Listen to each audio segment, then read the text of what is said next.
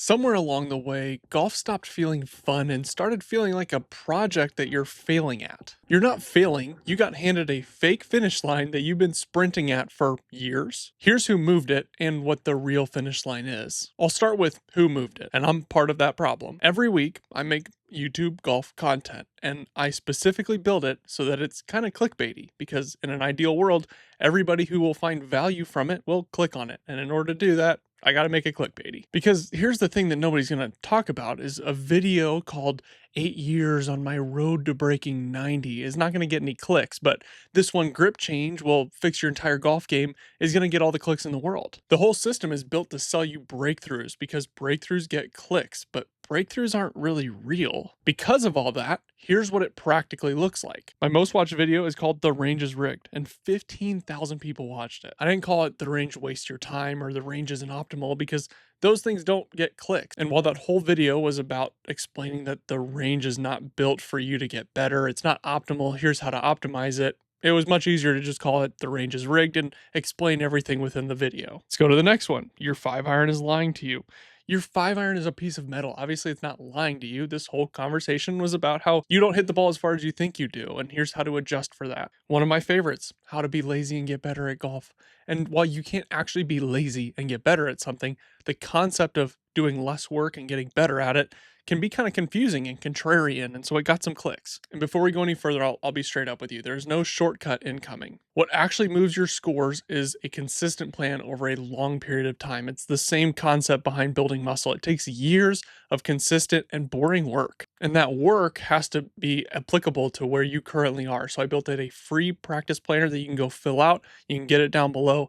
I guarantee it will work. It is not based on anything that I know. It's based on all this motor learning research and progressive overload that's worked for decades in every single principle. Those clicks on those videos are not necessarily the problem. It's what those clicks are doing to you. The algorithm has trained you to have a breakthrough every single time you touch a club or go to the range or watch another video. Every range session has to produce a fix, and every round has to have a highlight. So you stopped playing golf for the enjoyment of the hole and you started playing golf for clips effectively, just little highlights that would be Instagram worthy. This is what makes the highs so high and the lows so low. You're not building a long-term game anymore, you're hunting for little highlights. You want to be the guy or girl that breaks through, but the breakthrough never comes. And you're not going to go blame the YouTube videos that you watched, you're going to blame yourself and think there's something wrong with you.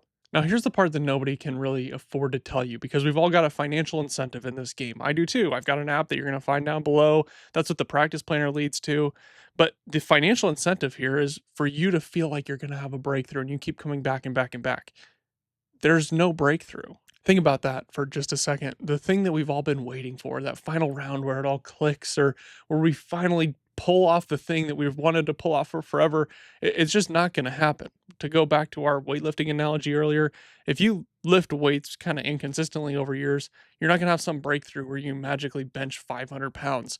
It's the result of compounding interest. Real golf is slow. It's a relationship that you build over the years. It's not some code that you crack in a weekend or while scrolling Instagram one evening. But that clip mentality has meant that the slow path upwards actually feels like failing. You walk onto the first tee feeling already behind because your feed is full of these highlights of people having breakthroughs. I've been posting a lot on other feeds about how the app has helped a ton of people drop 6, 10 shots off their handicap, but that still means that the law of averages is at play. So if they're averaging 85, every time that they post a 79 and that's awesome, that also means that they're going to post a 91. And for every time that they hit an iron shot to 10 feet, they're also going to hit one to 100 feet. So while golf is something you're supposed to do for the rest of your life and get slowly better and enjoy the process, Instagram and YouTube have turned it into like a clip farm where you're just pulling at a slot machine hoping that at some point you win.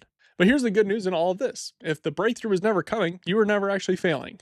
You were just aiming at the wrong target. So let's help you find the right one. The real goal was never to be the best. Ultimately, none of us watching this video are probably ever going to be the best in the world. If one of us is, that's kind of wild. But the real goal is to just be our best, which means controlling what we can control, our time and our effort and our emotions. And I want to be clear, I'm not telling you to stop wanting to get better. You should really want that. You should feel hungry for it. I know I do. The only thing that really should change is where you look for that desire to get better. not in one drive or even one round, but in the trend line over the course of a season or multiple seasons. And it's not going to be a straight line either. I played great golf my senior year of college. I played objectively worse my graduate year. And then I've been playing slightly better golf ever since then. But even within that, you're going to see these micro dips and climbs that showcase that golf's just not easy. And this is why you have to just enjoy the process, because you can only control so much of the outcome. And golf is really stinking hard. And so if you enjoy the process, you're going to love golf so much more, because it's not about the one good drive or the one good putt. It's about the progress that you make over the course of months, even years. That's the entire reason why we built that structured practice planner that I talked about earlier, because it's something that you can do over the course of a year. It's even built out into the 4 seasons of the year. It's the boring, structured path that gives you an actual trend line of if you're getting better or not over time and allows you to adjust. I clickbaited you into watching this video, but I didn't oversell, and I think there's a very clear difference there. I'm not going to pretend like I can help you have this magical breakthrough. I never will. There's no shortcut to getting better at golf. And this game is not about getting these highlight clips. It's about building slowly over time. And while feeling like the highlight clips are going to be the true highlights, the actual highlights are when you spent all this time and energy and you can start to see the progression. And if that practice planner from earlier interested you, go and watch this video right here. I explain how to fill out the whole thing and the science behind it.